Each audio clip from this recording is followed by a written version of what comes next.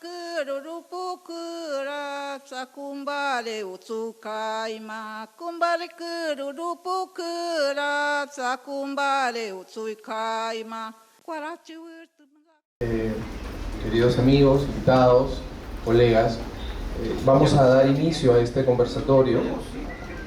Primero saludándolos a todos, dándoles la bienvenida en nombre del Registro Nacional de Identificación y Estado Civil RENIEC. Les vamos a dar la más cordial bienvenida al conversatorio académico titulado El rol de la mujer en las comunidades nativas, preservación de la identidad y ejercicio de derechos. Esta actividad forma parte de la programación institucional conmemorando el Día Internacional de la Mujer y busca propiciar un espacio de reflexión en torno al papel que desempeñan las mujeres en las comunidades amazónicas como transmisoras de identidad, guardianas de la cultura y defensoras activas de los derechos colectivos. Este evento es también un esfuerzo por visibilizar los avances de dos investigaciones impulsadas por la Oficina de Formación Ciudadana e Identidad del RENIEC, centradas en los pueblos Ticuna y Ashéninka, poniendo en valor los nombres originarios como expresión de identidad cultural y promoviendo su inclusión en nuestros registros oficiales. Agradecemos la presencia de todas las personas que nos acompañan hoy de manera presencial, así como quienes se han conectado a través de nuestro auditorio virtual. Nos complace también anunciar que tendremos el honor de contar con la participación de la doctora Carmen Velarde, jefa nacional del RENIEC, quien nos acompañará en el acto de clausura de este conversatorio. Ella brindará unas breves palabras institucionales. Entonces, para dar inicio a este importante conversatorio, tenemos el honor de presentar a la ingeniera geógrafa Carla Bolaños Cárdenas, una destacada profesional que liderará nuestra jornada de diálogo. La ingeniera Bolaños Cárdenas posee una maestría en gestión ambiental y estudios de especialización en diversas áreas clave, incluyendo administración y gestión pública, gerencia de proyectos, conflictos socioambientales, gestión ambiental y evaluación del impacto ambiental. Además, es una experta reconocida a nivel nacional e internacional en la gestión de residuos sólidos, con una trayectoria de 20 años como docente a nivel de posgrado y 24 años de experiencia en gestión pública. Su amplio bagaje profesional garantiza una visión integral y enriquecedora de nuestro conversatorio. Actualmente se desempeña como jefa de la Oficina de Formación Ciudadana e Identidad del RENIEC, área organizadora de este evento. La ingeniera Bolaños asumirá la moderación del panel académico que nos convoca hoy, presentando a las ponentes y guiando el desarrollo de las intervenciones. Le cedemos entonces la palabra para iniciar este espacio de reflexión intercultural y académica sobre el rol de la mujer en las comunidades nativas, la preservación de la identidad y el ejercicio de derechos. La recibimos con un voto de aplauso, por favor. Muchas gracias. Como jefa de la Oficina de Formación Ciudadana e Identidad del RENIEC, me complace dar inicio a este conversatorio académico titulado El rol de la mujer en las comunidades nativas, preservación de la identidad y ejercicio de derechos. Una iniciativa que, como bien señaló el jefe de UFIA del RENIEC, el licenciado Rudy Tena, forma parte de las actividades que impulsamos en el marco de las celebraciones por el Día Internacional de la Mujer, con el objetivo de abrir espacios de reflexión en torno al papel de las mujeres indígenas como actoras claves en la preservación de la identidad cultural, la transmisión de saberes y la defensa de derechos colectivos.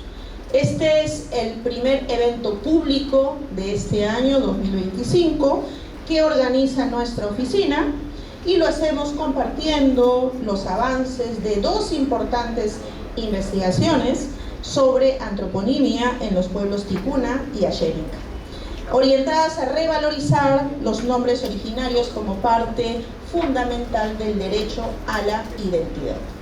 Los resultados de estas investigaciones, que hoy las vamos a conocer, han sido compilados en publicaciones que estarán disponibles para el trabajo de nuestros registradores civiles en nuestro país, con el objetivo de promover la inclusión de nombres indígenas en los registros oficiales de nacimiento.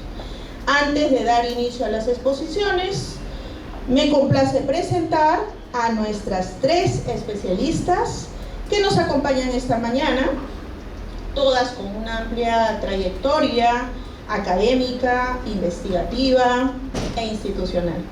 En primer lugar, contamos con la participación de la doctora Karina Sullón Acosta, investigadora, si podríamos, por favor, ¿sí?, en temas de educación intercultural, revitalización lingüística y análisis gramatical. Es doctora de educación, magíster en multilingüismo y licenciada en lingüística. Ha participado en proyectos internacionales de investigación con universidades como la Universidad de California en Berkeley, Universidad de Texas en Austin y la Universidad del País Vasco. Actualmente colabora con nuestra Oficina de Formación Ciudadana e Identidad del RENIEC en un estudio sobre el tesoro de nombres del pueblo ticuna. Bienvenida, muchas gracias. También un aplauso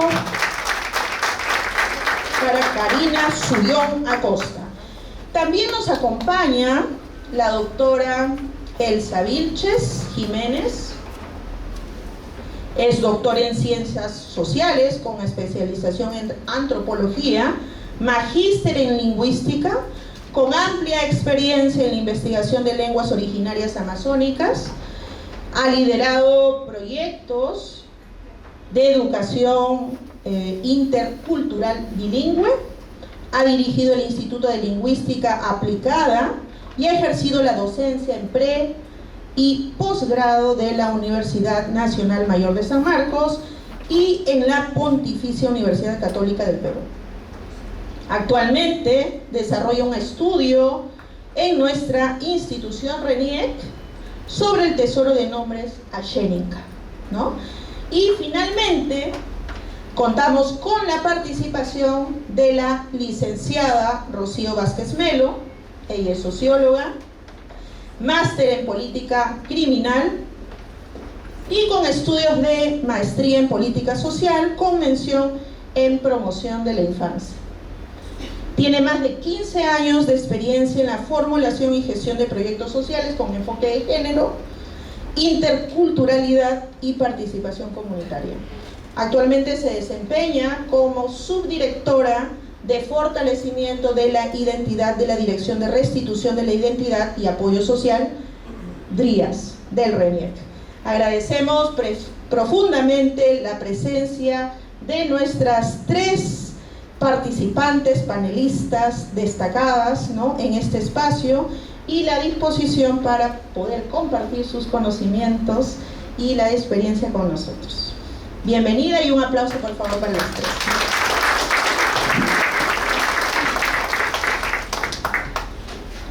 Bueno, luego de esta presentación general y de acuerdo con el programa que muy bien a ustedes les han alcanzado, de nuestro conversatorio, tendremos 2 exposiciones que tendrán una duración de 15 minutos cada una, para luego dar pase a los comentarios desde una mirada institucional y social a cargo de la Subdirección de Fortalecimiento de la Identidad del RENIEC, con un tiempo asignado de 10 minutos.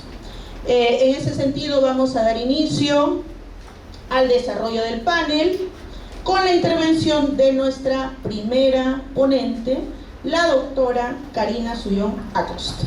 Entonces, en esta ocasión nos va a compartir la ponencia titulada El rol de la mujer ticuna en su pueblo, que estamos viendo en pantalla, preservación de la identidad y ejercicio de derechos. Entonces, esta exposición recoge parte del trabajo que viene la doctora Karina Sullón realizando en el marco de la investigación de nuestra oficina, ¿no?, de formación ciudadana e identidad del RENIEC sobre el tesoro del pueblo ticuna, y que pone en diálogo, en valor, ¿no?, de la antroponimia con los procesos de afirmación identitaria y acceso a derechos.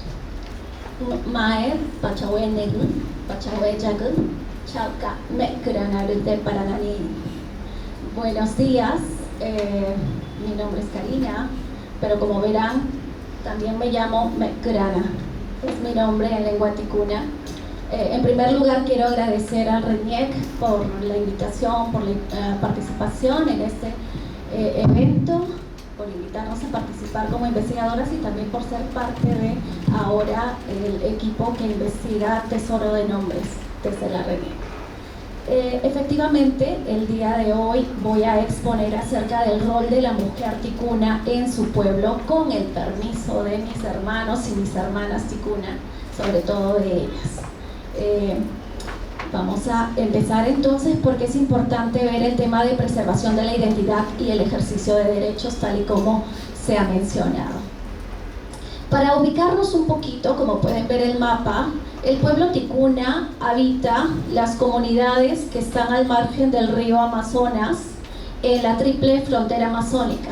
Se ubica entre Perú, Colombia y Brasil, es decir, hay comunidades ticuna en estos tres países. Entonces la lengua de comunicación entre ellos es el ticuna, más que el castellano, aunque en algunas comunidades también nuestros hermanos hablan el portugués también. Entonces hablan portugués, castellano y ticuna. Según el censo del 2017, la población aproximada es de 4.290 habitantes, aunque sabemos que estos datos son aproximaciones, hay más hermanos ticuna. También debo mencionar, antes de empezar con el rol de la mujer, es que este pueblo se organiza por clanes. Es un sistema, es una organización clánica, por grupos, es decir, se agrupan de acuerdo a un origen en común, y eso es lo que habla la mitología ticuna, y es ahí, a partir de esa organización surgen los nombres, y por eso es importante también entender cómo funciona la sociedad, cómo se organizan, para entender luego sus nombres, y es lo que vamos a ver un poquito en la investigación que va a salir en unos meses. Quiero empezar en este rol de la mujer con dos personajes míticos, que son Mowacha y Aikana. Mowacha y Aikana son las hijas del dios Gutapa y fueron las que se encargaron de enseñar a las mujeres ticuna los roles que deben cumplir. En esta sociedad, los roles son complementarios. Los hombres cumplen una función y las mujeres cumplen otra. Y estos roles se complementan. A los hombres les enseñaron los dos hermanos míticos también, que son Yo'i e Ipi, pero a las mujeres fue Mowacha y Aikana. Estas prácticas culturales han sido transmitidas desde los orígenes de los ticunas. Ellos surgieron del lago Eware, que luego les voy a decir, si necesitan más información, dónde pueden recurrir a ella. Bien, entonces esta transmisión que se ha dado desde los inicios ha sido transmitido a nivel oral, y ahora son las abuelas, las sabias, las encargadas de seguir transmitiendo, de continuar este legado, son las guardianas del patrimonio cultural del pueblo. Entonces se sigue transmitiendo las actividades, y luego vamos a ver cuáles son esas actividades, cuáles son esas prácticas culturales, cuáles son esos roles que desempeñan las mujeres en el pueblo. Quiero mencionar este ritual porque incluso hay una publicación que ha sacado el Ministerio de Cultura sobre el Borek Chiga, y este ritual es de la pubertad.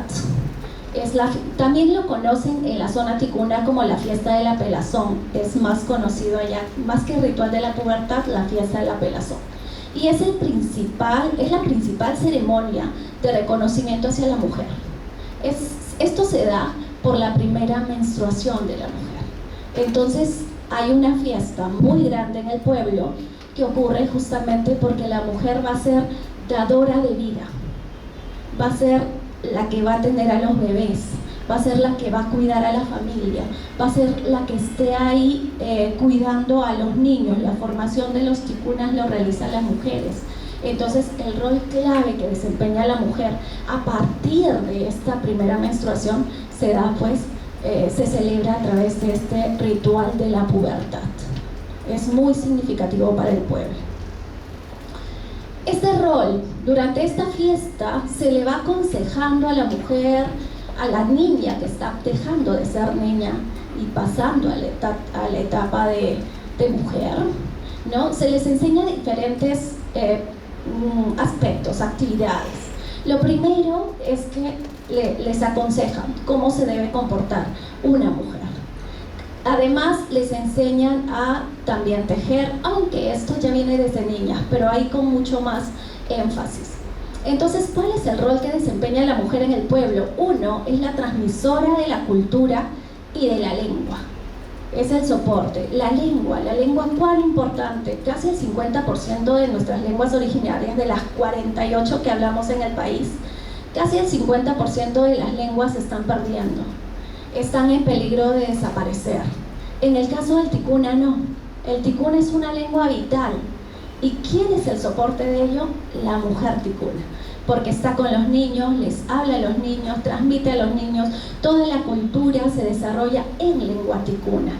El castellano se reserva para otros espacios. Pero qué importante es el rol de la mujer dentro de su hogar para que sus niños sigan aprendiendo la lengua ticuna. Y no solo la lengua ticuna, también aspectos culturales, como son el dominio, por ejemplo, el conocimiento que hay sobre las plantas. El conocimiento es riquísimo sobre las plantas para todo, para sanar, todo lo que son plantas medicinales también es el conocimiento que tienen las mujeres ticuna. Otros son protectoras de la salud. ¿Por qué? Porque justamente si hay alguna enfermedad, si bien es cierto, ya contamos con postas médicas, en Caballococha, que es la capital de provincia, ya hay un hospital. Igual las mujeres siguen cuidando la salud de su población, de sus hijos, de sus esposos o sus parejas, como le dicen allá, ¿no?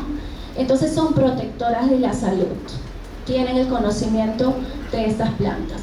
Y otro, es la principal, también la mujer es la principal encargada de recibir y formar a los niños. De recibir, ¿por qué? ¿Cómo? A través del nacimiento, ¿no? Y no solo el nacimiento, desde el embarazo hay todo un cuidado con respecto a la protección que deben tener para que la naturaleza no les haga daño. Porque recuerden que las poblaciones se van a las chacras, se van al bosque, entonces están expuestos a miles de enfermedades u otros ataques también de los seres de la naturaleza, como ellos lo mencionan. Entonces hay que cuidarnos. Y los ticunas se caracterizan por la pintada del cuerpo con huito, por eso la fotografía inicial de la niña pintada toda de negro, porque es una sustancia, el huito es un líquido, es un fruto que bota un líquido y ese líquido los protege, ¿no? Incluso algunas de los conceptos acerca de por qué se llaman ticuna o qué significa ticuna está asociado al huito, a la pintada, al color negro del huito. Entonces, como vemos, la mujer cumple un papel fundamental dentro de la sociedad ticuna. En cuanto a, y vuelvo al tema del embarazo y el parto, hay todo un cuidado en el embarazo y el parto, y en ese momento, cuando la mujer ya va a dar a luz, hay dos opciones. Pueden asignarle el nombre antes, pensarlo previamente, o en ese mismo momento, de acuerdo a las características o como es el bebé, le pueden asignar el nombre en ese momento, cortándole el cordón umbilical. Entonces, hay dos opciones. Y el nombre es una identidad, es decir, el nombre como identidad clánica representa, como les había dicho, los ticunas están agrupados por clanes, y el nombre representa eso. Yo pertenezco a este clan. Por ejemplo, Mecrana pertenece al clan Paujil. Yo pertenezco al clan Paujil y mi abuelo es del clan Paujil. Entonces, pero fui adoptada, porque no nací dentro del pueblo. Fui adoptada y por eso tengo el nombre en ticuna, si no, no me lo hubieran asignado. Hay toda una historia que lo verán en la publicación también ahí, que sacará Reniec. Mecrana, ¿qué significa? Bueno, Mecrana significa colita bonita de Paujil, es el nombre literal, pero representa belleza. porque cuando pertenecemos a un clan nos asignan un nombre que tiene alguna característica. Si es un paujil te pueden poner nombre de la patita, el color, la colita o algo que represente a ese, no solo animales, ave, puede ser planta, puede ser otros tipos de clanes tenemos ahí dentro del pueblo. Entonces hay una riqueza en cuanto a los nombres. Ha habido cambios, eso sí, no es que la sociedad se ha quedado estática, es dinámica, ha habido cambios, ya no es, antes era solo clanes, el nombre era el clan. Pero, ¿qué pasó? En la época del caucho, ya con el contacto, los apellidos, ya empezaron a asumir esto de otros nombres y otros apellidos que podrían ser pronunciados en castellano. Pero ellos en el idioma diferencian el Chauega, que es el nombre mestizo, entre comillas, y el Chauca, que es el clan, mi nombre de clan. Así que en idioma saben diferenciar uno y otro. Mi Chauega o Chauega es Karina, en mi caso no, mi Chauca sería Mecrara. Entonces, ¿quién es mi familia? Este cambio de apellidos, de clanes, ha provocado que en algunas sociedades las generaciones más jóvenes digan: yo no me puedo casar con él porque tiene mi apellido, es mi familia. Pero las abuelas dicen: no es tu familia, él es de otro clan, puedes casarte. Eso ha generado conflicto porque ya los jóvenes están creciendo con la idea de los apellidos más que de los clanes. Entonces es como que no se llegan a comprender del todo. Entonces una posible solución a ello es que en lugar de tener los nombres mestizos, es que tengan el nombre del clan, además del apellido. Ahí los jóvenes, a mi parecer, podrían comprender un poquito más, o las nuevas generaciones podrían comprender un poquito más este tipo de cambios, y la convivencia también en dos culturas, ¿no? Porque estamos inmersos en ello. La importancia del DNI, por eso, en el caso del pueblo, se utiliza más para el tema de la escuela y para el tema de la posta médica, algunos, pero más es importante por la escuela, ¿no? Tienen que matricular a sus hijos y deben tener sí o sí el DNI. Y ahí ha habido todo un cambio también de los nombres. Y para terminar, porque ya voy con el tiempo y seguro complementamos con las preguntas, las fotografías que he utilizado en mi presentación pertenecen a este libro, Worek Kuchiga, El ritual de la pubertad, que ha sido trabajado por Luis Elvira Belaunde y Paula Letts, dos antropólogas, y está disponible también en web si ustedes lo quieren revisar. Y también hay otro libro que se ha trabajado sobre las etapas de crecimiento de los niños de 3 años en los pueblos ticuna. Ahí también hay algunas fotografías interesantes y la publicación está abierta al público. Bueno, muchas gracias. Agradecemos un aplauso, por favor. Muchas gracias, Karina Sullón, la doctora Karina Sullón, por su valiosa exposición que nos ha permitido acercarnos al rol de la mujer ticuna en la transmisión de identidad y el ejercicio de derechos desde una perspectiva cultural y lingüística, ¿no? Pero qué tan importante es lo que mencionó en los aspectos, que bueno, yo ya lo voy a dejar para Rocío, ¿no? El rol de la mujer, transmisión de la cultura y lengua, protectora de salud, principal encargada de recibir y formar a los niños. Un rol bastante importante para la mujer ticuna.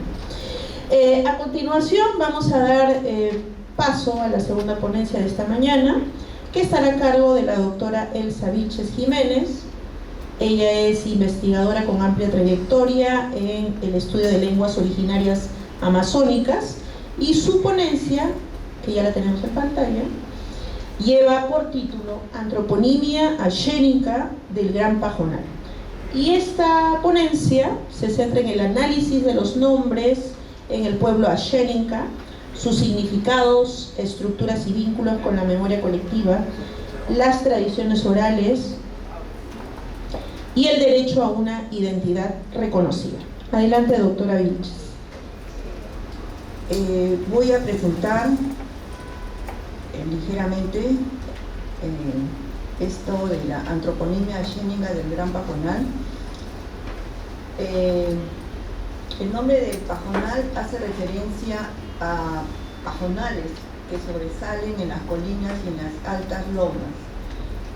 solo el 3% del territorio presenta cobertura de mayoría del territorio es bosque húmedo. Alberga a los ayánigas,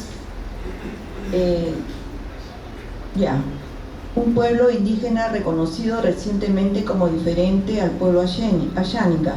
Eso es lo que quiero de todas maneras aclarar. Ayániga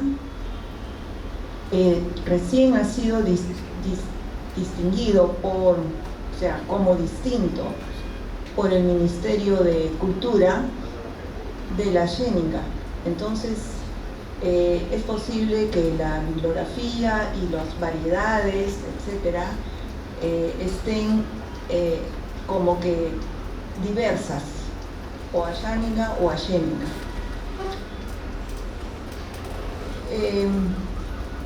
En términos políticos, el territorio del Gran Pajunal es parte de la provincia de Atalaya, región de Ucayali, por lo que depende de su municipio. Bueno, esto ya es a futuro de lo que pueda ser las posibilidades de avance del Gran Pajunal, si es que consigue si se transfiere directamente del gobierno central. El Gran Pajunal, aquí está en este mapa de la Sociedad Geográfica de Lima. El Gran Pajunal es amplio y bueno, después viene una pregunta para Karina a propósito de este mapa mío, de los Ayéniga. Ellos han tenido la suerte de que, si bien tuvieron una época difícil con lo del caucho y con lo del sendero, MRTA, etc. Sin embargo, gracias a Juan Santos Atahualpa, tuvieron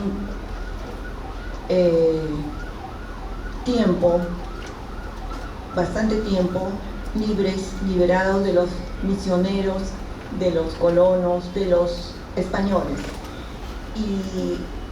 Pero ¿qué sucede actualmente? Actualmente el Pajonal ha sido cortado por carreteras, ¿no?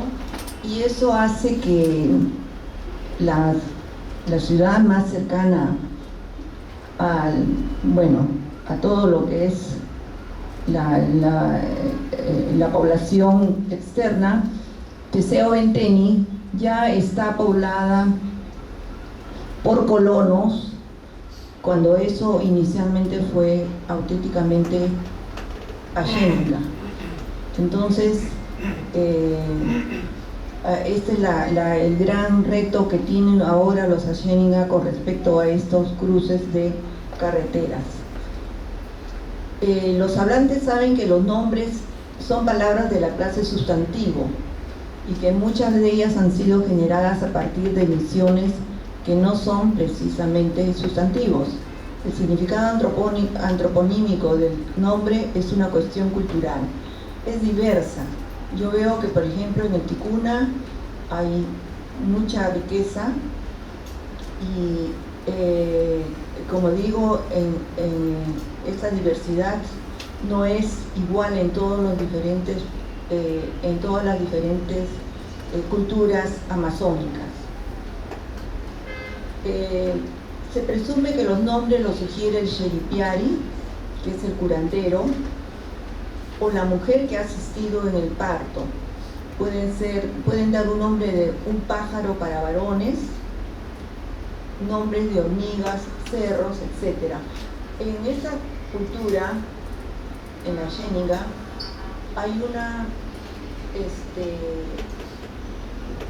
lo que podría decirse, lo humano y lo no humano no está diferenciado. Inicialmente un pájaro o un cerro fue una persona, actualmente es un cerro, una planta, etc. Pero no hay esa división entre lo humano y lo no humano. Y entonces yo puedo encontrar a un chamanto, que es un pájaro carpintero, pero puede ser que un niño haya sido puesto como chamanto, o como el nombre de un cerro. Entonces no hay una división entre lo humano y lo no humano entre los Ashénica. Pueden asignar a las mujeres nombres de flores o de pájaros que trinan. Podrían elegir el nombre, eso es en el caso de las mujeres, pero podrían también elegir el nombre, puede ser de una mujer o de un hombre, de un difunto, de una persona viva o de una persona viva, la cual van a buscar para asignarlo. Entonces, si está vivo, tienen que buscarlo para decir, bueno, vamos a usar tu nombre para ponerle a este niño. Puede ser un guerrero famoso o de alguna persona importante. Aquí, entre los roles que tiene asignada la mujer, las ancianas o las mujeres hacen la recolección de los frutos o de los animales pequeños. Y ahí está el Sheripiari en el centro con su esposa y su hijo. Generalmente un Sheripiari tiene la posibilidad de convertirse en un manixi, en un otorongo. Es el único capaz de convertirse en un otorongo. Bueno, acá es una escuela de niños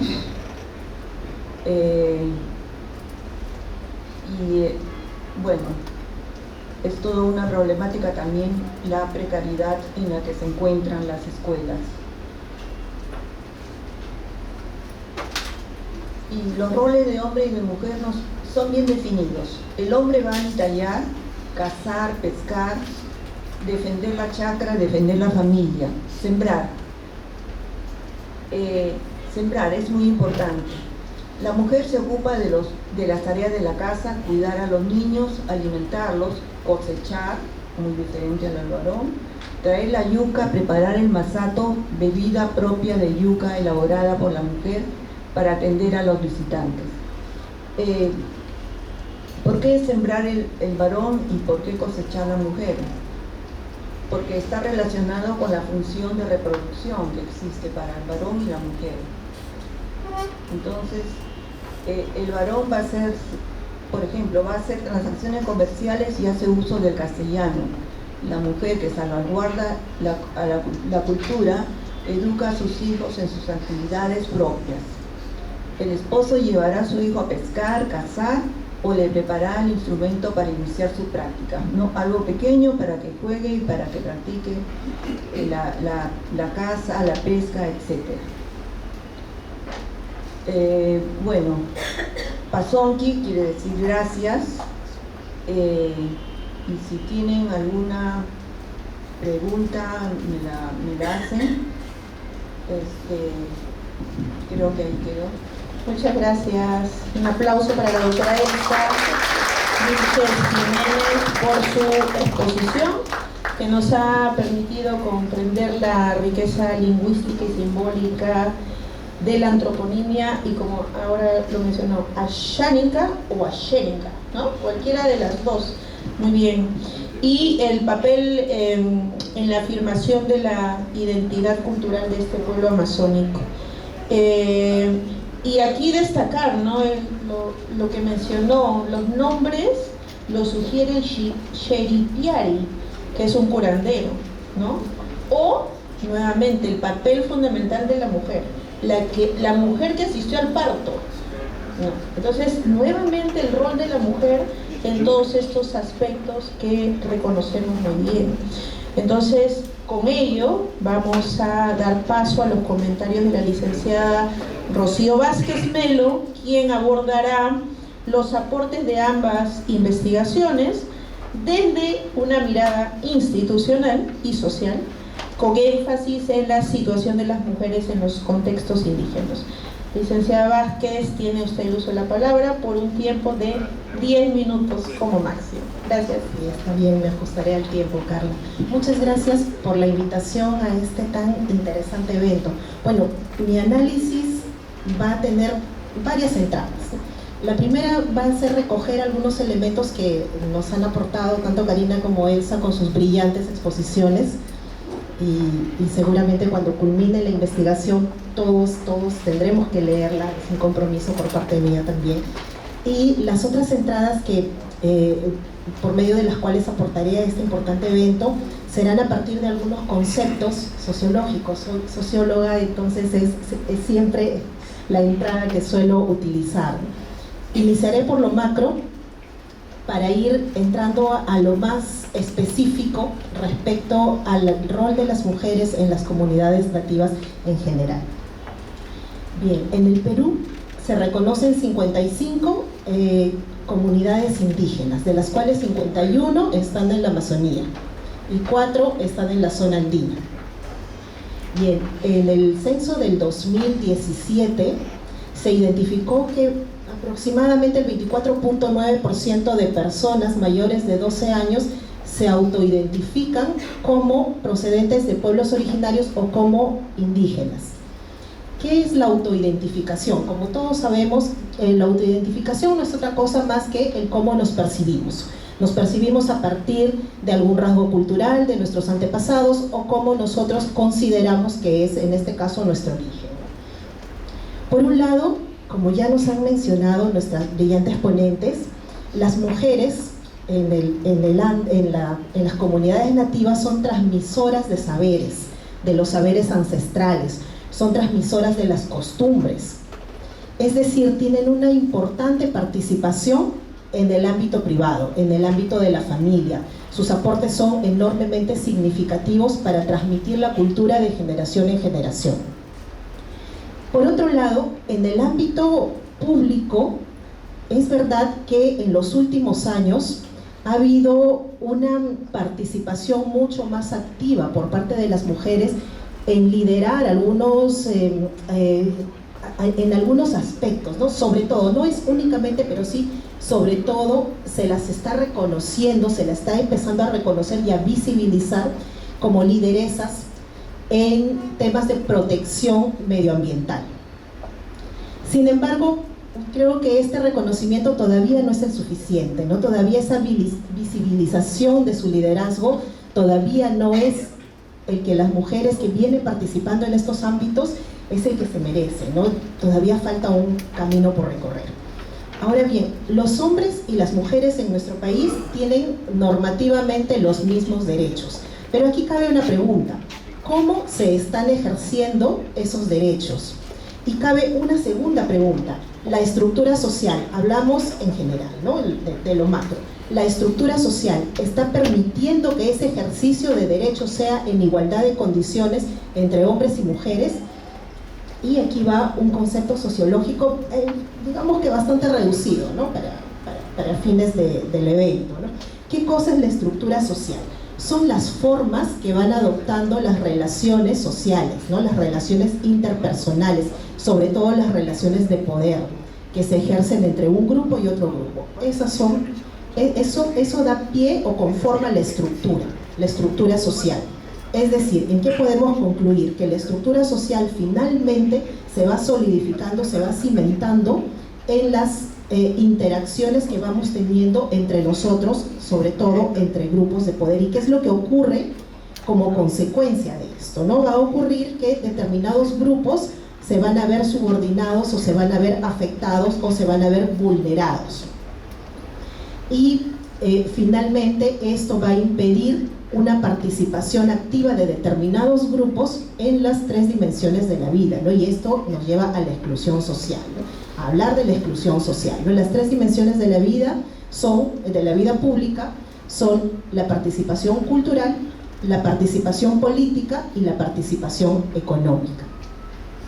El siguiente punto que sí me gustaría tocar es para profundizar un poco más, ¿no? La justicia en las comunidades, ¿no? La justicia en las comunidades nativas, en algunas comunidades nativas, en la mayoría, tiene mucho que ver con el derecho consuetudinario, que está basada en las costumbres, en los usos y en los factores culturales de cada una de estas comunidades. Ahora, vamos a ir a una pregunta un poquito más específica, ¿no? Las mujeres de las comunidades nativas están ejerciendo sus derechos fundamentales internacionalmente reconocidos en la misma proporción de los hombres, ¿no? Es una pregunta que solo quiero dejarla allí para el análisis, ¿no? Ahora recordemos lo que decía, lo que mencionaba yo al inicio de este diálogo.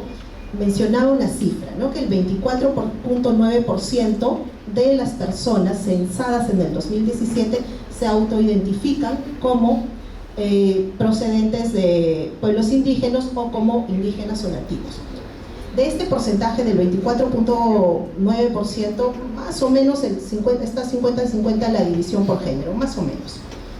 Ahora, este porcentaje de mujeres que se autoidentifican como nativas o como originarias están viviendo actualmente, además, en las ciudades grandes. Las mujeres nativas que se autoidentifican como tal, que viven en las ciudades grandes, van a enfrentar vulnerabilidades específicas, van a enfrentar vulnerabilidades por ser mujeres, pero además también por ser nativas, ¿no? Es decir, van a tener muchas mayores dificultades para ejercer sus derechos en igualdad de condiciones en relación a los hombres. Hablamos de las ciudades, ¿no?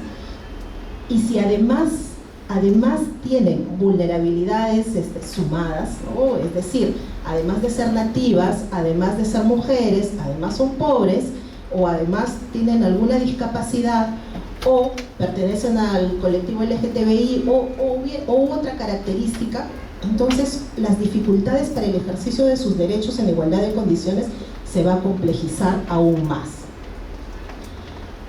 De acuerdo a un informe de la Defensoría del Pueblo publicado en el 2020, las mujeres indígenas, nos dicen, enfrentan mayores violaciones a sus derechos fundamentales.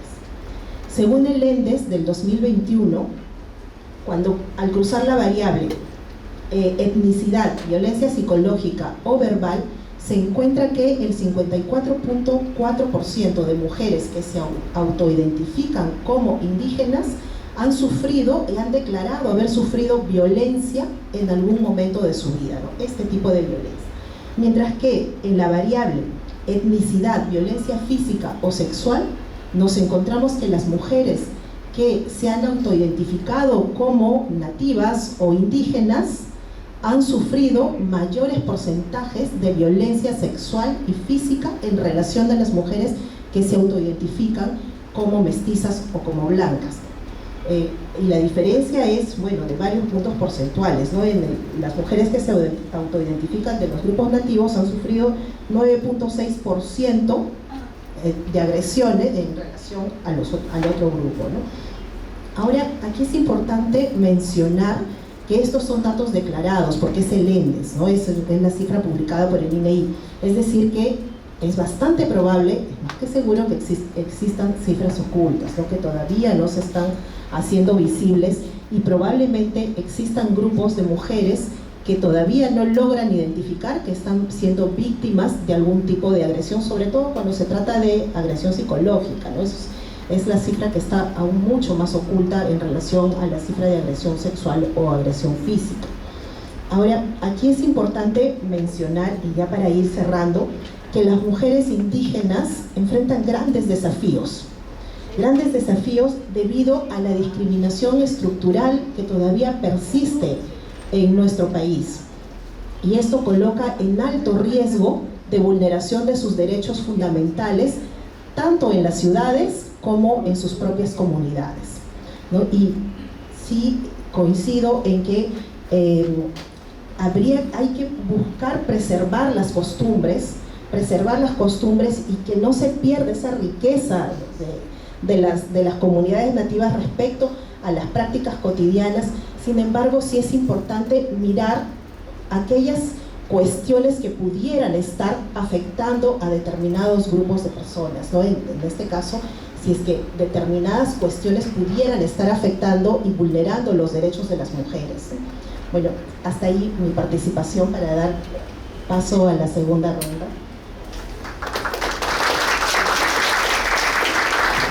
Muchas gracias, licenciada Vázquez Melo, por su valioso análisis y por resaltar los desafíos que aún enfrentan las mujeres indígenas en el acceso a derechos fundamentales.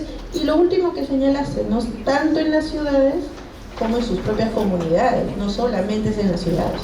Entonces, a continuación vamos a abrir un espacio de diálogo entre nuestras panelistas para poder profundizar en algunos aspectos que ha sido de común en las exposiciones y también el complemento que nos hizo muy bien la licenciada Vázquez, que han surgido a lo largo de las ponencias y también del comentario, ¿no? O la intervención, perdón. Pero también paralelamente, mientras que vamos a desarrollar una ronda de preguntas que ya las tenemos muy bien planteadas a través de la unidad de formación, investigación académica y publicaciones, a los cuales agradezco. También ustedes están recibiendo algunas tarjetas para poder plantear sus preguntas, porque posterior a este bloque vamos a atender también preguntas del público, que también en el acceso Zoom también nos están llegando. Entonces tenemos al equipo de la OPSI, que es la Oficina de Formación Ciudadana e Identidad, y la Unidad de Formación, Investigación Académica y Publicaciones, desarrollando todo este proceso de sistematización para llevar de manera ya más integral, ¿no?, las preguntas a nuestras destacadas participantes.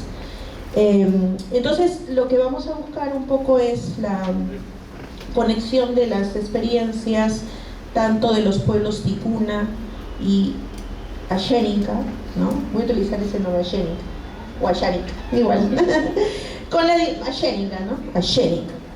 Entonces, con la dimensión institucional del reconocimiento de la identidad, el ejercicio de los derechos y la revalorización de los saberes indígenas. Entonces, voy a iniciar con algunas preguntas orientadoras. Para ello, la conversación es libre, ¿no? Vamos a tener unos 3 minutos de poder comentar respecto a la pregunta. Y la primera está relacionada a ver, ¿consideran, y esto está dirigido a nuestras ilustres participantes el día de hoy, ¿consideran que la promoción de los nombres originarios en los registros civiles podría tener un impacto positivo en la afirmación de la identidad cultural de los pueblos indígenas? Adelante. Karina. Definitivamente la respuesta es afirmativa. ¿Por qué? Porque justamente el origen de los nombres es lo que marca la sociedad. O sea, es una sociedad clánica. Los nombres son por los clanes. Si nosotros fomentamos su uso o fomentamos que nuevamente empiecen a usar sus nombres clánicos, esto va a marcar muchísimo para las nuevas generaciones, porque va a haber una conciliación con las generaciones de los abuelos. Y también porque el nombre es parte de la identidad. Yo soy del clan Paujil, me identifico como mi clan. Mi hermano es el clan Paucar, él es mi familia, porque pertenecemos al mismo grupo. Entonces somos familia. Y el pueblo lo sabe, las nuevas generaciones lo saben. Solo les falta nuevamente utilizar su nombre clánico.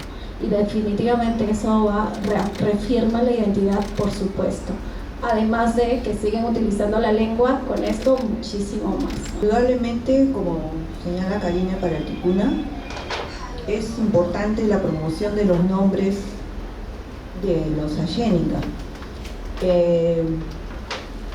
Con este problema de la carretera que ha atravesado, ¿no?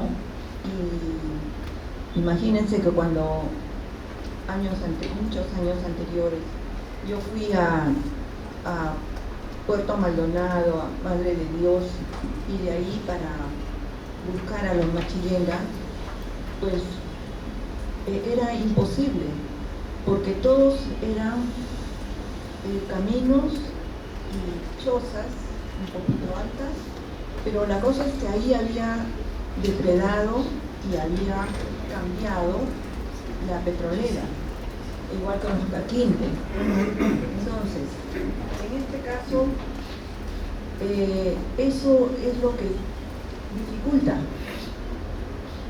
En el Gran Pajonal yo voy a tener que ir a las comunidades más adentro, donde están quienes tienen los nombres, digamos, tienen los nombres auténticamente o que vienen de la Xénica, son los ancianos, las ancianas. Y quienes dan los nombres también son los sabios, las sabias, además de su diario.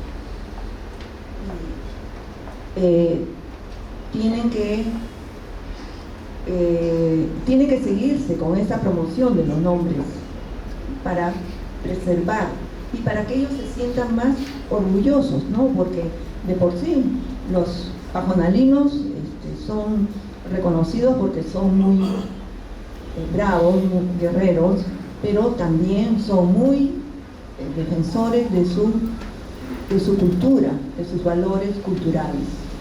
Entonces, sí, afirmativamente es importante esta promoción de los nombres de los Axénica. Sí, definitivamente concuerdo en que es importante preservar y es importante transmitir, y sobre todo mirándolo más allá, ¿no? Tal como mencionabas, Karina, el nombre es el primer elemento de identidad. Además, el nombre es este elemento con el que los padres, las madres, esperan a sus hijos, ¿no? Ya lo esperan con un nombre, y el primer elemento que nos va dando la identidad, y que seguramente en el caso de las comunidades nativas va recogiendo las características culturales de cada uno de los pueblos, va a aportar de manera significativa a la preservación de la cultura. Muchas gracias. Y vamos por la segunda pregunta, ¿sí? ¿Qué tradiciones y valores se mantienen vigentes como pilares de identidad en los pueblos ticuna y axénica? Adelante, Karina Suyón. Sí. Bueno, en el caso del pueblo ticuna, la riqueza es que mantienen las prácticas culturales. Algunas se han perdido por el contacto ya con la religión, ¿no? Hay algunas prácticas que se están dejando, por ejemplo, el Huarec Chiga, el ritual de la pubertad, la fiesta de Pelazón, es una celebración que ya no se da en algunas comunidades, se está dejando de lado, justamente porque hay este contacto, reitero, con la religión, ¿no? Pero otras prácticas como el conocimiento de las plantas, como el tejido, los cantos, los relatos, por ejemplo, en algunos pueblos que hemos podido visitar, ya los abuelos saben los relatos, pero los adultos ya no.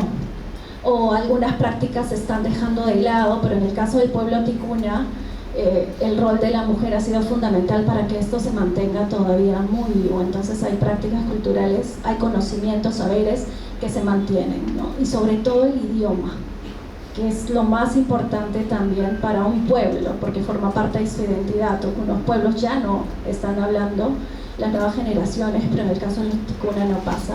Y por el contrario, ¿no? Más bien nosotros como Estado tenemos que apoyarlos para que continúen con estas prácticas, y luego voy a comentar que está referido también a cómo la mujer se ha visto limitada por el uso del idioma en algunos contextos, ¿no? Ahí me quedo.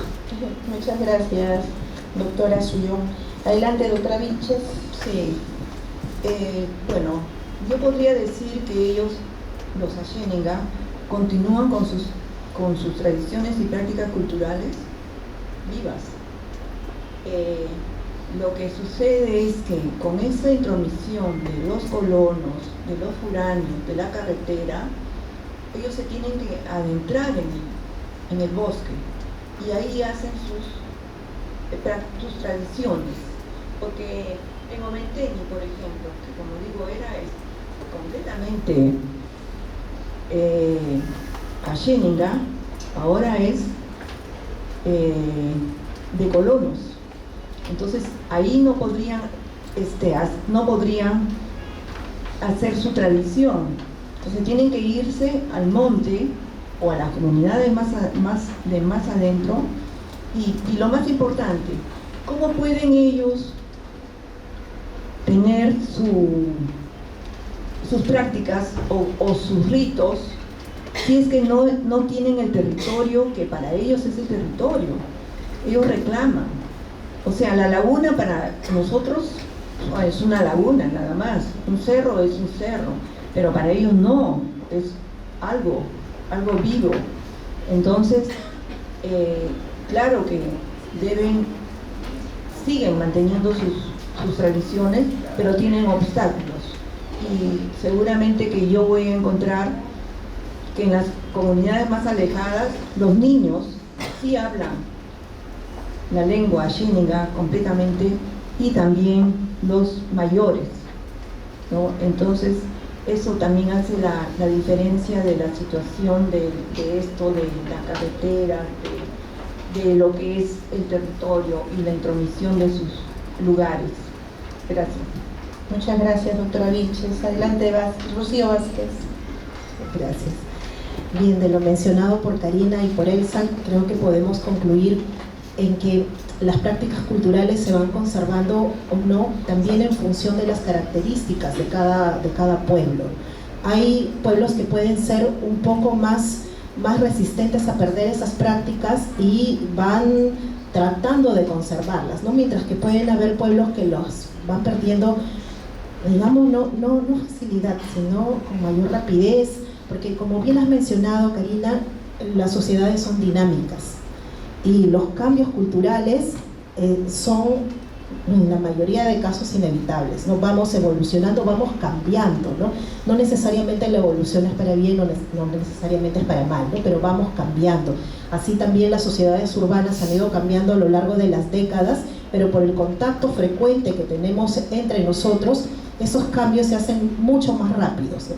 Y probablemente en las comunidades nativas, por las distancias, por cuestiones territoriales, la interacción con otros grupos, con los colonos, como bien mencionaban nuestras ponentes, puede ser un poco más, esos cambios pueden darse de repente un poco más lentos, ¿no? Los procesos pueden ser un poco más largos, las resistencias pueden ser difíciles o más fáciles según las características de cada pueblo o de cada comunidad, ¿no? Gracias. Muchas gracias, Rocío Vázquez. Y nuestra tercera pregunta, de la Unidad de Formación, Investigación Académica y Publicaciones. ¿Cuáles son los principales desafíos que enfrentan hoy las mujeres en sus comunidades para poder acceder a servicios, representación y derechos? El idioma. La mujer ticuna habla el ticuna mucho más que el castellano. Eso también está cambiando, pero porque hay cierta obligación. Necesitamos atenderlas en lengua ticuna. Necesitamos que ellas puedan ir a cualquier servicio y que les entiendan en su propio idioma. Eso es clave. Por eso, por ejemplo, el DNI, cuando les hice una pregunta así, ¿no? ¿Para qué usan el DNI? Y fue para la escuela. Pero ¿quiénes son los que matriculan? Los profesores bilingües. La educación intercultural bilingüe sí exige que sus docentes hablen la lengua ticuna. Entonces está la directora que habla, los profesores que hablan el idioma y no tienen ningún problema para acercarse y matricular a sus hijos. ¿Dónde más? Por ahí, en la posta médica, porque también puede haber un enfermero que habla la lengua. Pero luego, en otros espacios, ¿qué tenemos? Tenemos el castellano. Y esa es una limitante para las mujeres, porque son ellas las portadoras de la voz ticuna y ¿cómo? Las obligamos a que hablen en castellano. Y si no le entendemos bien en su castellano que tienen, que es de segunda lengua, el castellano es su segunda lengua, entonces igual, ¿no? Hay frustración. Y no solo eso, también las prácticas culturales. Debemos ser interculturales. Cuando las mujeres ticunas van al médico, el tema de la revisión, de chequeo, toda la práctica cultural también, que es importante conocer la cultura. Entonces, estos dos puntos son claves. Ahora, hay mujeres que sí han sido líderes. Ha habido Mercedes Serra, una líder que ha sido presidenta de la organización indígena. Hemos tenido también otras lideresas comunales, pero porque son bilingües. Y de las que no son, o tienen un bilingüismo todavía en inicio, ¿qué oportunidad tienen ellas, ¿no? Entonces, cuán importante también es que le ofrezcamos servicios en su idioma y también ser interculturales con ellas. Muchas gracias, doctora Suyo. Doctora Vilches, adelante. Sí, bueno, los desafíos son como los que está mencionando Karina para los ticuna. Eso es un desafío general para todas las poblaciones. Y, por ejemplo, la posta médica que tienen en el Pajonal, en Oventeni, sí cuenta con la que es responsable, que sí maneja la lengua xénica, pero no se puede decir lo mismo de los docentes que están siendo nombrados en las escuelas, que han dado siempre un retroceso y se nombra a docentes hispanohablantes. Entonces, ahí viene el reclamo de las madres, ¿no?, que tienen que saber la lengua y entender su cultura, no solamente enseñar. ¿Y cómo van a enseñar a niños que no hablan el castellano? Y los derechos, pues sí, hay lideresas que han destacado en diversas áreas y seguramente que necesitan el apoyo, bueno, pero en este caso diría yo jurídico, que las proteja realmente y no suceda como ha sucedido en otras comunidades donde han asesinado a lideresas o a líderes, ¿no? Entonces ahí viene el tema de lo que es la protección jurídica para que puedan ellas gestionar sus actividades. Gracias. Gracias, doctora Vilches. Adelante, Rocío Vázquez. Bien, lo que mencionaban nuestras ponentes está estrechamente vinculado en justamente las estructuras, la estructura social, ¿no? Y es esa estructura la que no está permitiendo esta participación o este desarrollo en igualdad de oportunidades en hombres y mujeres, independientemente de sus orígenes o independientemente del territorio donde vivan. Justamente, ¿no? Y es justamente el Estado el que tiene el rol de adaptarse a las distintas y diversas realidades. No es la población la que se tiene que adaptar al Estado, no son las mujeres de comunidades nativas las que se tienen que adaptar a nosotros. Nosotros como Estado tenemos la obligación y la responsabilidad de adaptarnos. Nos tenemos que adaptar, ¿por qué? Porque tenemos que aplicar los enfoques interculturales, en este caso, el enfoque de género, el enfoque intercultural, para poder brindar las mismas oportunidades a personas procedentes de la diversidad geográfica, cultural que tiene nuestro país y proporcionar también igualdad de oportunidades a hombres y mujeres. El ejercicio de derechos tiene que ser igualitario. El ejercicio de derechos tiene que ser igual para todos y todas. Pero para eso el Estado tiene que proporcionar las herramientas y equilibrar ese acceso al ejercicio de los derechos. Y para eso tenemos que adaptarnos. Muchas gracias. Muchas gracias, Rocío. Nuestra cuarta pregunta de este bloque, ¿no? Y última pregunta de este bloque para dar inicio a la ronda que está ligada un poco de la interacción con nuestros participantes, ¿no?, que ya nos están haciendo llegar sus preguntas. Cuarta pregunta y última para este bloque. ¿Cómo se equilibra en la práctica la coexistencia de nombres indígenas y nombres oficiales en el documento de identidad? Adelante. Lo que pasa es que ambos son oficiales, solo que uno aparece en el DNI y el otro se usa en el pueblo, ¿no? Entonces, lo que debemos hacer es propiciar el uso dentro del DNI. Ya ha pasado, ahorita hay pueblos a partir de esta promoción del uso de las lenguas indígenas, el uso de los nombres, que ha empezado ya hace algunos años atrás. Sí, hay papás que están poniendo a sus hijos ya nombres en lenguas indígenas. Mi hija misma se llama Asiri Shiham, ¿no? Es quechua y aguajún.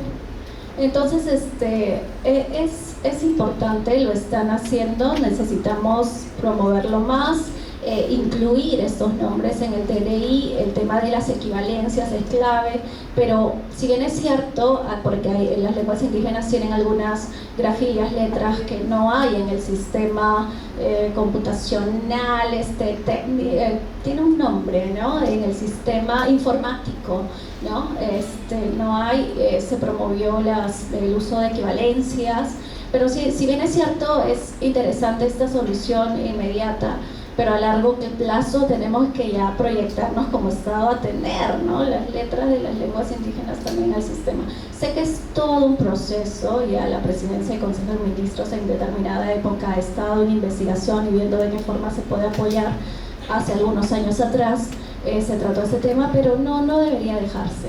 Es importante promover, RENIEC ya lo está haciendo, yo aplaudo esto, y también que continúen, que se siga difundiendo más para que los jóvenes de pueblos, y no de pueblos, porque también los que no son de pueblos indígenas, ¿por qué no? Usar un nombre propio de su país que represente también la identidad peruana, qué lindo sería, ¿no? Entonces, promocionarlo más, que estos nombres incluyan el DNI, los apellidos. Ya en el caso Ticuna, antes no había apellidos, ahora hay apellidos, eso ya no se puede cambiar, pero sí, los nombres, incluirlos, ¿no? Incluirlos, seguir promocionando esto. Gracias, Karina. Adelante, doctora Vilchis. Sí. ¿Cómo se equilibra la práctica de los nombres? Bien. Primero quiero recordar algo que había comentado antes. Hace unos años, ya será buena cantidad de años, pero sí, una profesora ayéninga que trabajaba en Pucallpa quiso poner el nombre en el idioma ayéninga del equivalente de rayo, pero cuando fue a la municipalidad no le aceptaron y ella reclamó, y fue reclamado hasta en periódicos, y al final le dieron la razón, ¿no? Aceptaron que le ponga el nombre en ayéninga a su hijo. Ahora, pero ¿qué vengo observando, como les digo, con esto de profesores hispanohablantes? Ellos quieren que sea lo facilito para ellos, ¿no? Como no saben la lengua materna de los niños, entonces anotan. ¿Qué anotan? El apellido. Y yo puedo encontrar en listas de niños matriculados apellidos sí ayéningas, pero el nombre no está el nombre, porque seguramente que el niño o el profesor exigía un nombre hispano, o el niño daba su nombre en ayéninga y el profesor no sabía anotarlo, entonces lo matriculó solamente con su apellido, que sí es ayéninga. Entonces, bueno, aquí viene la facilitación para que los profesores que sean ayéningas tengan la posibilidad, pues, de poner el nombre que tienen en su cultura y el apellido que también lo tienen, ¿no? Ahora por lo menos o uno o dos apellidos. Gracias. Gracias, doctora Vilchis. Adelante, Rocío Vázquez. Bien, es un desafío todavía que se tiene por delante, ¿no? Es un gran reto, es un gran desafío. Sin embargo, en este momento creo que desde el RENIEC se está haciendo un aporte con los tesoros de nombre, con la promoción de los nombres originarios, y además nuevamente volvemos por el comentario de Elsa, volvemos al tema del enfoque intercultural, que debería estar presente en los distintos roles que va cumpliendo cada institución del Estado. Muchas gracias, Rocío Vázquez.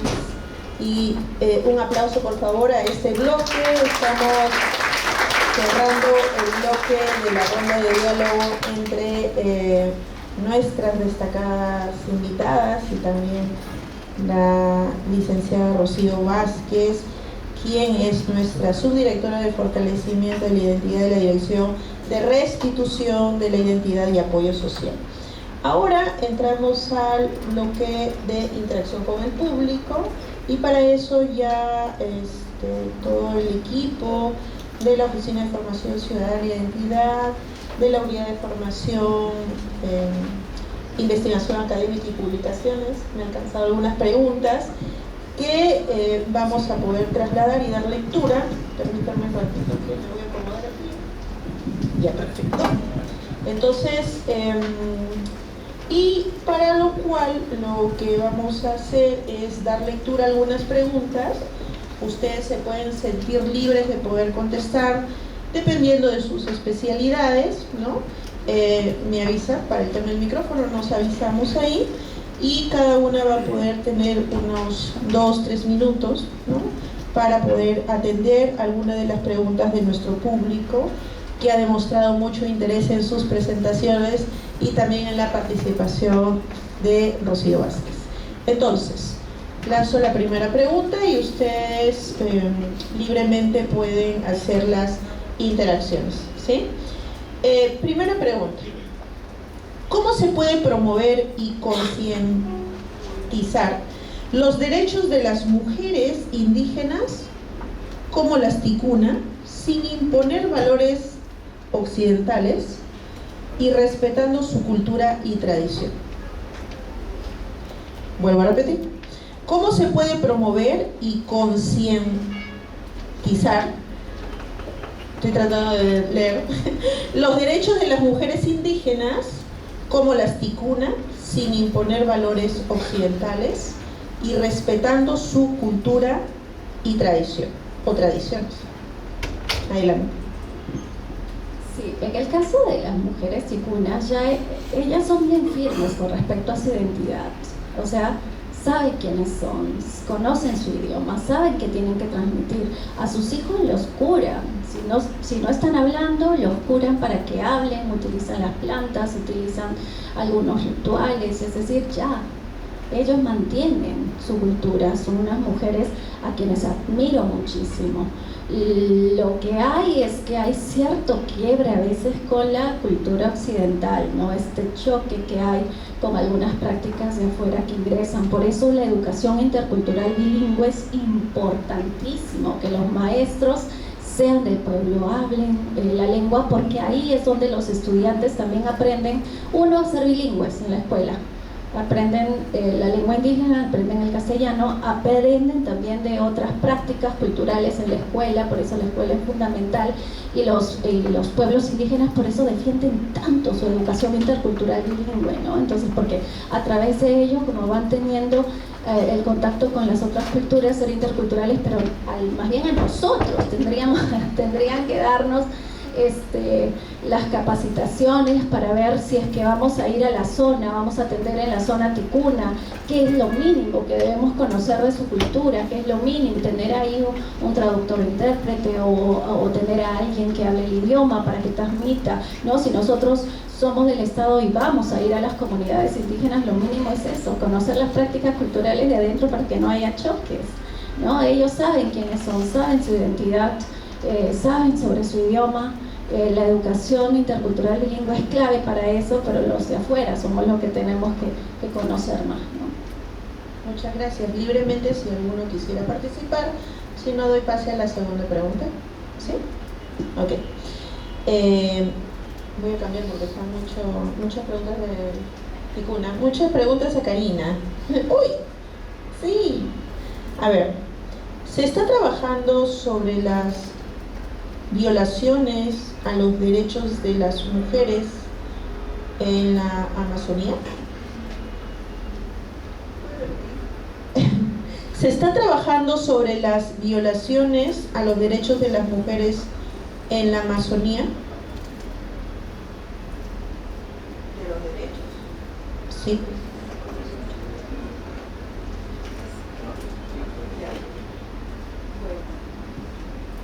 Se está trabajando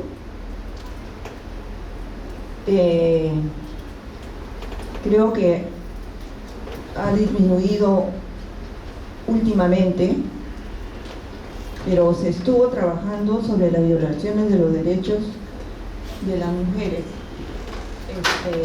a Xénica. Tenemos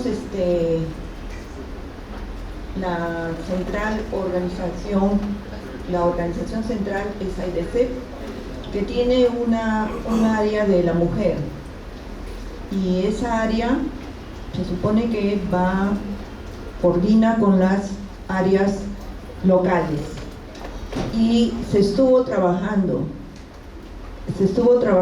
pero podría decirse que últimamente, como tienen que atender a tareas más importantes o más cruciales, no se está dando el espacio, y porque también había apoyo externo y que promovían el liderazgo de mujer, y creo que eso no está dándose últimamente.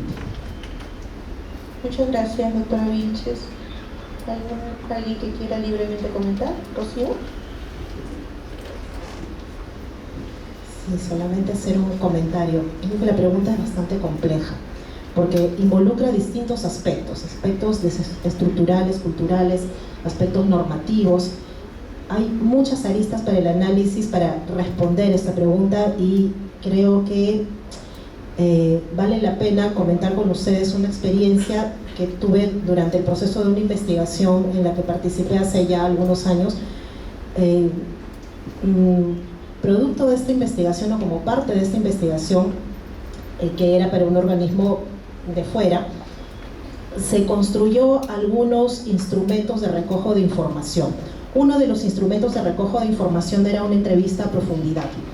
En esta entrevista a profundidad, parte de los ítems para abordar estaban vinculados a las percepciones que tenían los funcionarios de entidades del Estado responsables de la transversalización de enfoques de género en sus intervenciones. En las intervenciones, no voy a mencionar qué sector, pero en las intervenciones de este sector con el que en ese momento se estaba trabajando.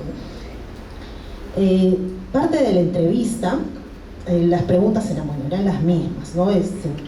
Digamos que se entrevistó al directivo A y al directivo B, ambos eran tenían la misma función en departamentos distintos, y frente a las preguntas, a la serie de preguntas que se le hizo, por casualidad el directivo A, y voy a ser redundante, era hombre, y el directivo B, la directiva B, era mujer. Ambos el mismo nivel, la misma jerarquía, de departamentos distintos, la misma institución también. Con los resultados de la entrevista a profundidad, el directivo hombre, el directivo A, decía las prácticas culturales, independientemente de su naturaleza, tienen que ser conservadas tal cual, y las culturas occidentales no tienen el derecho de intervenir o no tienen el derecho de buscar cambiarlas. Directivo, alto funcionario. La directiva mujer, ante la misma pregunta, y quiero que quede claro que eran espacios distintos, días distintos, horas distintas, la misma entrevistadora. La mujer, la directiva, decía: las prácticas culturales que vulneran los derechos de las mujeres solo les conviene perpetuarlas a los hombres, no a las mujeres, ¿no? Bueno, allí lo dejo para el análisis de cada quien.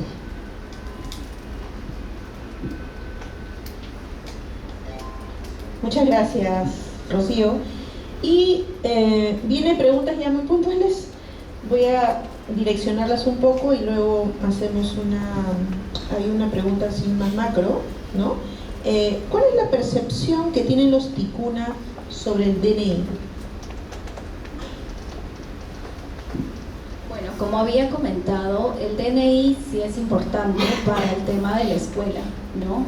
Es decir, cuando les he preguntado, ha sido dos cosas. Uno, la escuela, y otra, la posta médica, en algunos casos donde ya ellos no pueden atenderlos, ¿no? Porque ya les había comentado que las mujeres pues los tratan con remedios naturales, con plantas naturales. Entonces, esa es la percepción que hay.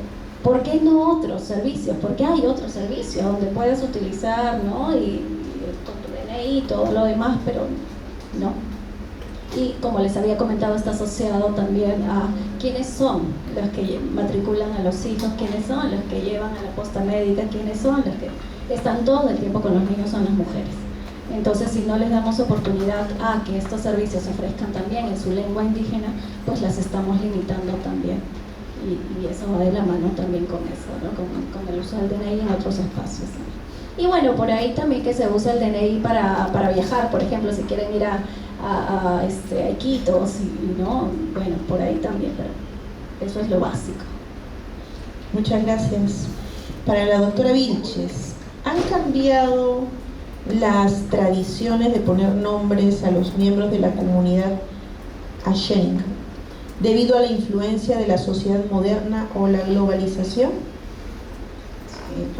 Sí, por eso las comunidades que están más cercanas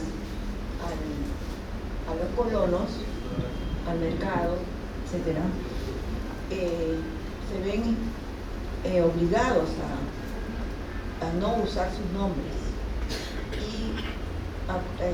acudir a lo que puede decir el profesor hispanohablante. Bueno, este nombre, por no hacer uso de su nombre propio, ¿no? de su cultura. Entonces, sí ha cambiado. Y además esto viene desde épocas anteriores, antiguas, ¿no? Como está registrado en las historias, en las crónicas, los hispanohablantes obligaron a que los sacerdotes obligaron a que no hablaran su lengua, no usaran su nombre. Entonces, eso en algunos lugares continúa, lamentablemente. De manera que sí tiene que darse la posibilidad de que ellos, que se respete su voluntad de poner su nombre propio. Muchas gracias. Sí, claro, adelante. Y por eso la importancia que el registrador también hable la lengua originaria, para que no sea rechazado al momento de escribirlo como o lo escriben mal también, ¿no? Entonces ha pasado muchas veces eso, y la importancia de que el registrador sea del pueblo y hable el idioma también. Muy importante. ¿Rocío? ¿No? Ok, perfecto. A ver, vamos a hacer una pregunta. Leer una pregunta de repente quizás más macro para nuevamente entrar a los Ticuna y los Ashénica, que hay varias preguntas. Respecto a la participación o la representatividad de los grupos políticos, o sea, ¿qué le falta a las mujeres nativas para poder tener una representatividad?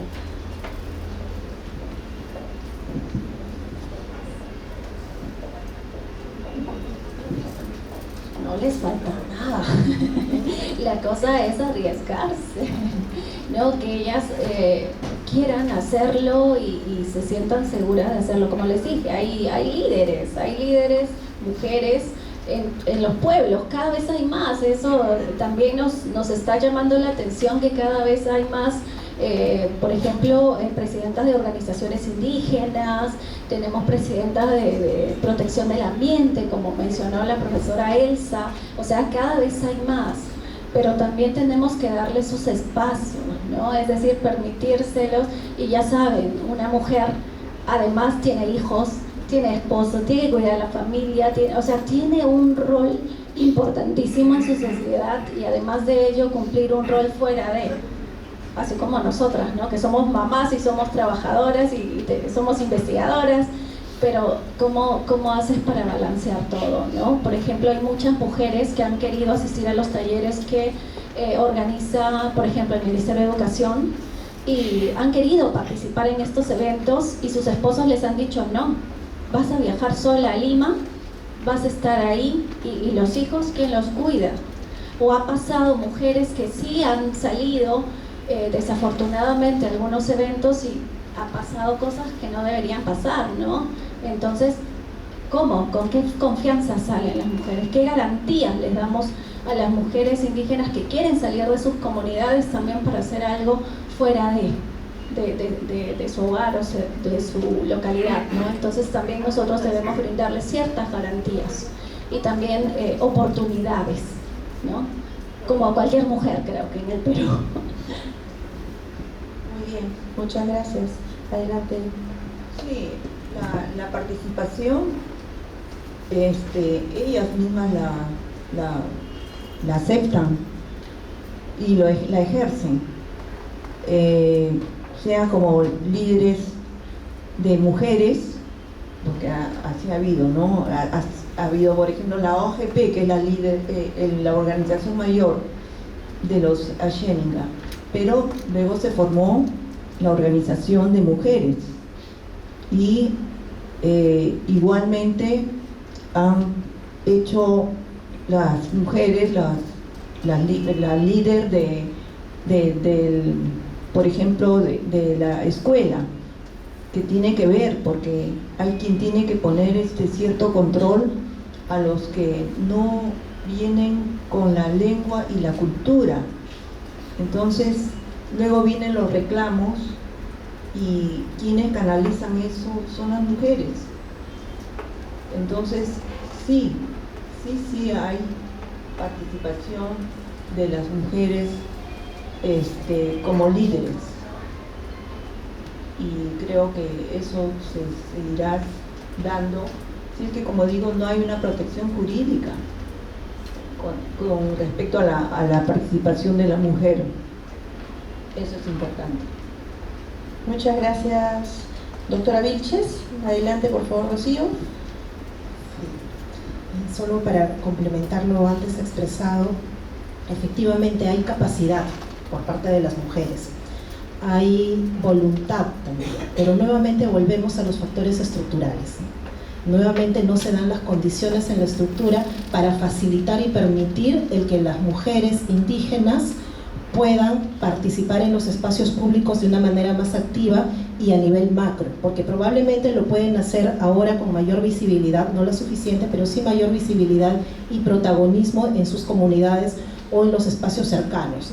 Pero llegar a espacios un poco más territorialmente alejados, ¿no? Y tener un protagonismo mayor en espacios políticos tiene mucho que ver con las estructuras sociales y con las condiciones que como Estado les estamos brindando, ¿no? A las mujeres en general, como bien referiste, Karina, probablemente, y das pie también con tu comentario para analizar la situación y los roles que vamos cumpliendo las mujeres en los espacios públicos y en los espacios privados a nivel macro, ¿no? A nivel social, a nivel en ciudades, como tú bien lo mencionabas, ¿no? Y hay estudios que realmente nos dan cuenta de que las mujeres que trabajan por lo general tienen hasta un 50% o un poco más de trabajo en relación a los hombres, porque realizan también labores en la casa, ¿no? Y eso tiene que ver con las asignaciones de género, de los roles de género que están fuertemente cimentados en sociedades como las nuestras. Esto va cambiando. Como mencionábamos hace un rato, las sociedades son dinámicas, vamos avanzando en algunos aspectos de manera positiva hacia la equidad.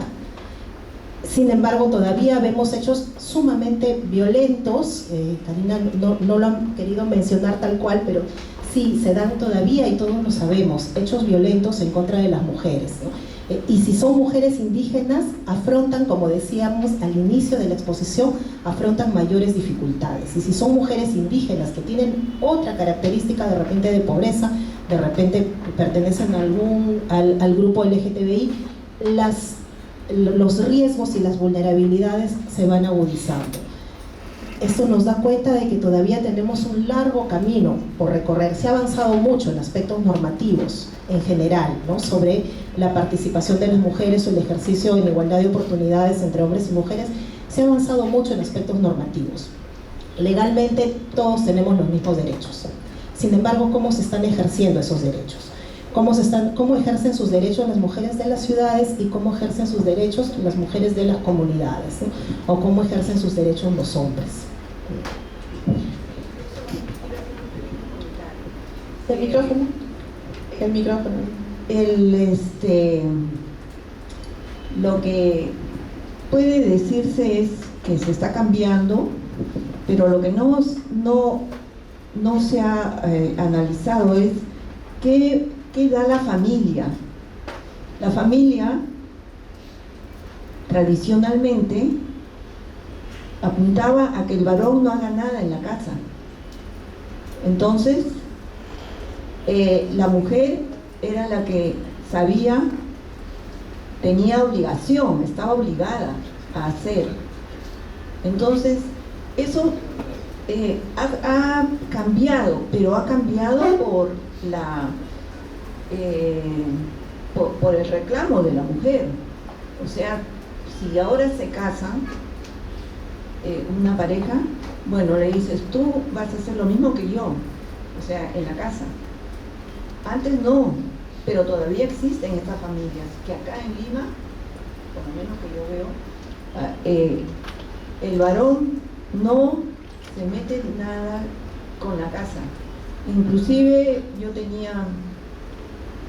tengo una sobrina que está casada con un ingeniero y que el ingeniero no sabe nada ni de las tareas ni de las cosas pequeñas de su hijo, solamente trabaja, llega en la noche y vuelve a esperar el día siguiente, etcétera, y no sabe qué es lo que sucede en su casa. Esto todavía se sigue dando porque no se tiene un cambio en la familia. En la familia, estoy pensando en la familia cercana a nosotros.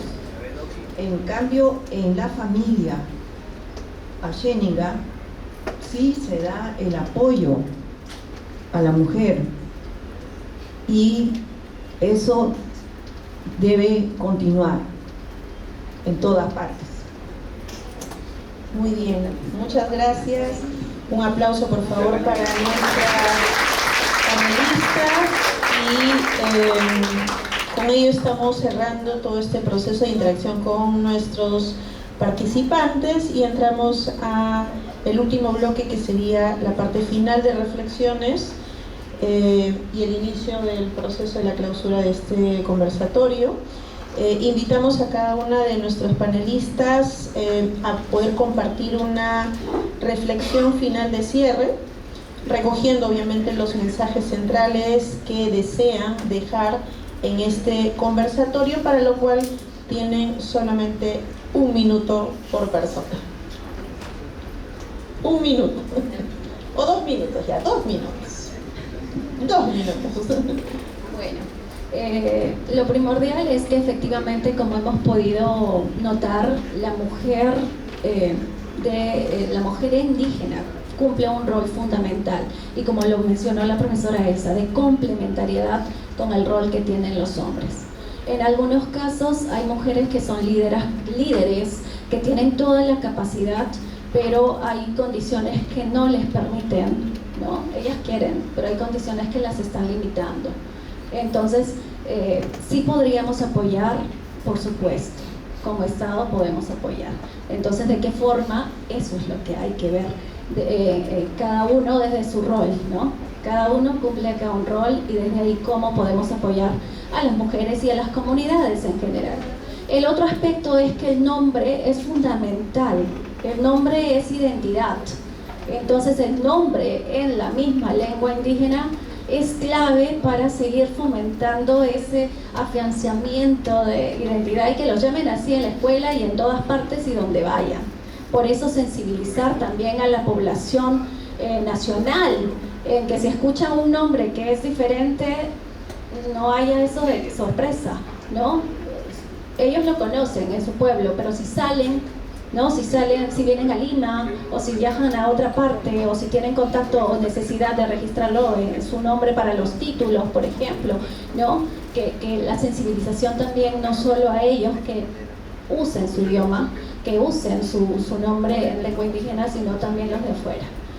¿Ya? Eso es importantísimo. Y para cerrar, ya para terminar, es que realmente las mujeres las mujeres indígenas nos demuestran que realmente son las verdaderas transmisoras de la cultura y la lengua, y que necesitamos que ellas confíen en sí mismas para no perder esto, ¿no? Porque ha habido casos de pueblos que ya no están hablando la lengua, que están queriendo recuperarlo, están en proceso de revitalización, quieren aprenderlo a través de la escuela, pero no, somos las mujeres las transmisoras de la lengua, y eso tenía que quedar clarísimo. Así que continuemos con esa labor, no perdamos esa identidad y esa necesidad y ese rol fundamental que cumplimos en nuestra sociedad, en nuestro pueblo. Muchas gracias, doctora Sullón. Adelante, doctora Vilches.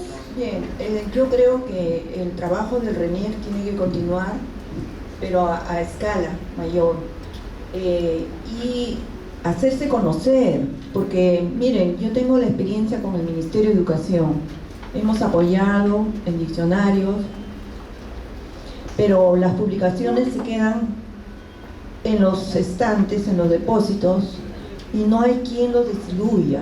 El principal problema que hubo siempre con el Ministerio de Educación es la distribución, y nosotros teníamos que cargar cada vez que íbamos al campo para dejar los materiales. En este caso, el RENIEC también tiene que ver que estos materiales se distribuyan, que ellos lo conozcan, los mismos de las mismas comunidades. Por ejemplo, ahora yo voy a pedir que para cuando me toque ir al Gran Pajonal, llevar los ejemplares de Ayániga, aunque haya variedad, diversidad, pero ellos lo van a ver como algo importante. Entonces, de esa forma, tenemos que ver la manera de sí, pero este para mí. Para usted. Pero cuando vaya al campo tengo que llevar cajas, ¿no? Muchas cajas. Muchas cajas. Y prever el costo, porque como digo, esa es la gran falencia del Ministerio de Educación, y que ahora nos piden qué material se puede publicar o qué sé yo, o republicar, pero ¿para qué? Si es que no lo saben enviar, o sea, no tienen el presupuesto para el envío, para la distribución. Y creo que ese es mi comentario final para lo que me toca hacer en adelante. Muchas gracias, doctora Vilches. Y contamos ya con la última intervención de la licenciada Rocío Vázquez. Adelante, por favor. Yo quisiera rescatar dos aspectos bien importantes de todo lo dialogado esta mañana. Lo primero, a nivel macro, y quiero rescatar lo que mencionaba Elsa en relación a su vivencia cercana, ¿no? con un familiar, como nos mencionaba, respecto a la repartición de tareas al interior de las casas, ¿no? Creo que en algún momento ya lo he mencionado antes, pero cuando los hombres participan del desarrollo de las tareas en la casa, dicen ayudo, ¿no? Sí, ¿verdad? Entonces, incluso las mujeres, ¿no? Dicen, no, mi esposo sí me ayuda, ¿no? Me ayuda, pero no es una ayuda, es realmente una ayuda, porque ¿qué?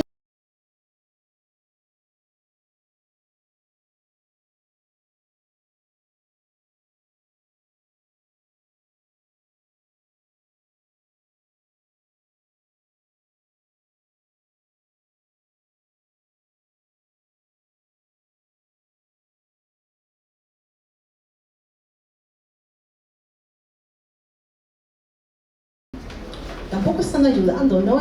También estamos cumpliendo con nuestro rol de profesionales, de trabajadoras, etcétera, etcétera.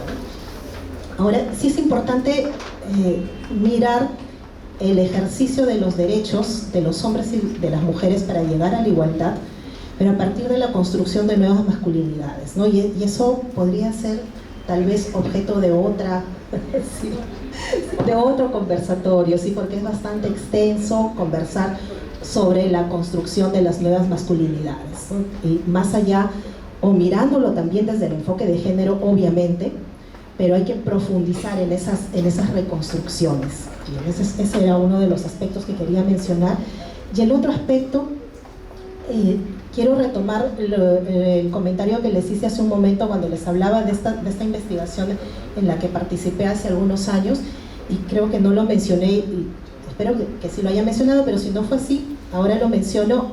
Ambos directivos procedían de comunidades nativas. O sea, ambos habían vivido en su infancia y adolescencia en comunidades nativas. Y creo que este es un dato importante para analizar las percepciones que ellos tenían, ¿no? Y finalmente, ¿no? Como en algún momento lo conversaba con otros profesionales, existen dos posturas, ¿no? La postura que está bastante clara, mencionada por uno de los directivos, que decía que no hay que intervenir en las culturas, en ningún aspecto de las culturas nativas, en ese caso, mientras que por el otro lado también existen profesionales y existe una postura que señalan que sí, ¿no? Que habría que intervenir cuando se está transgrediendo los derechos de alguna persona, ¿no? Entonces, en lo personal, sí considero, es una postura personal, considero que esa línea, ¿no? Esa línea que a veces nos dice nosotros la debo cruzar, no la debo cruzar como cultura occidental, pues considero que esa línea se puede cruzar cuando la acción que se está cometiendo vulnera los derechos de alguien, cuando se está vulnerando un derecho fundamental de alguna persona, porque finalmente todos tenemos los mismos derechos, ¿no? Entonces, bueno, hasta ahí mi intervención. Muchas gracias.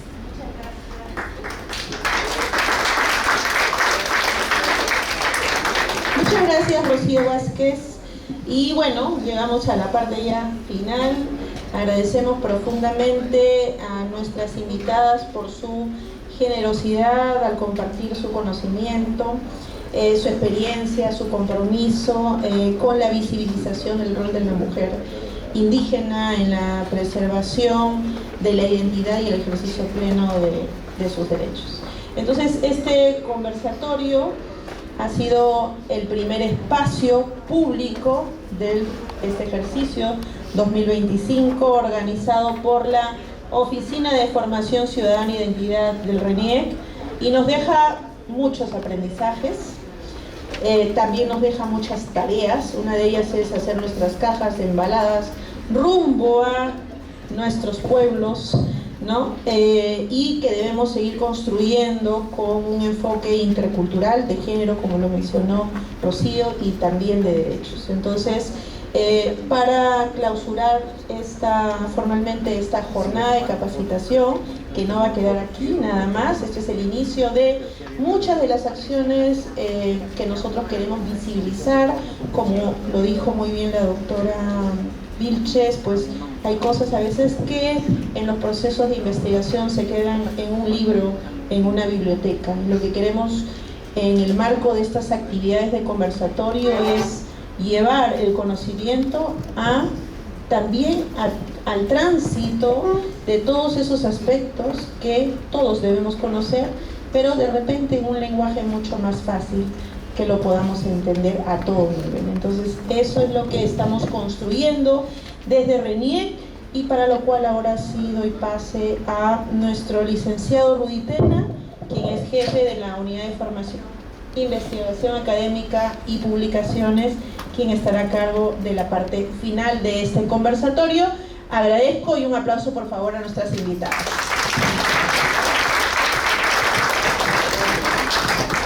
Bueno, efectivamente, teníamos programada la visita de nuestra jefa nacional.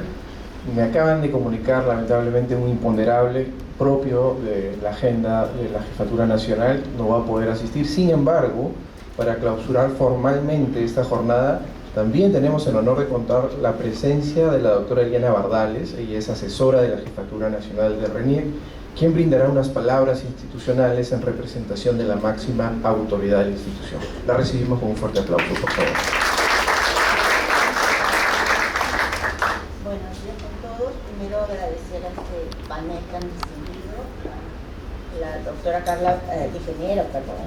Carla Bolaños, jefe de la Oficina de Formación Ciudadana Formación Ciudadana e Identidad de RENIEC, Karina Sullón Acosta, investigadora de la Universidad Nacional Mayor de San Marcos, a la señora Elsa Vilches Jiménez, docente principal en Lingüística de la Universidad Nacional Mayor de San Marcos, Rocío Vázquez Melo, subdirectora de la Dirección de Restitución de la Identidad y de Apoyo Social Trías, miembros de la comunidad Shipibo Conibo de Cantagallo, y a todos los servidores y funcionarios de RENIEC.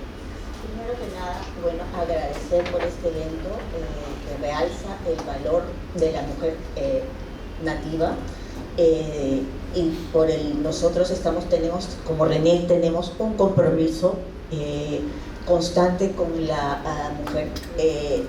mujer nativa, y estamos muy agradecidas por contar, como les dije, con este panel tan distinguido, y RENIEC como institución tiene un compromiso latente con la inclusión de la mujer nativa.